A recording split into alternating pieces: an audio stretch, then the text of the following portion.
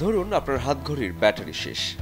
নতুন ব্যাটারি যদি হাজার বছর ধরে চালু থাকে তাহলে অবাক হবেন না।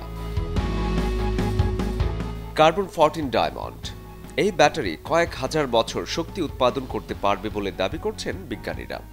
যুক্তরাজ্যের পারমাণবিক শক্তি কর্তৃপক্ষ এবং ব্রিস্টল বিশ্ববিদ্যালয়ের গবেষকরা এমন একটি ব্যাটারি তৈরি করেছেন।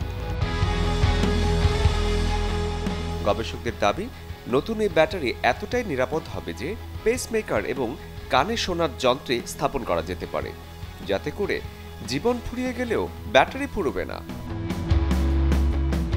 কার্বন 14 ডায়মন্ড ধারাবাহিকভাবে মাইক্রোওয়াট মাত্রার শক্তি সরবরাহ করতে পারবে।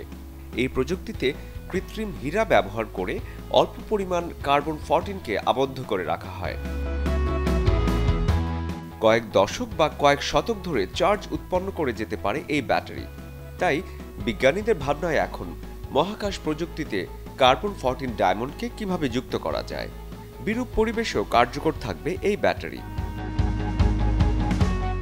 নিউজ উইকের এক প্রতিবেদনে জানানো হয়েছে, এই battery radio active isotope carbon 14 ব্যবহার করে বিদ্যুৎ উৎপন্ন করে, যা কয়েক হাজার বছর পর্যন্ত নিরবিচ্ছিন্নভাবে স্বল্প মাত্রার বিদ্যুৎ যোগান দিতে প্রস্তুত।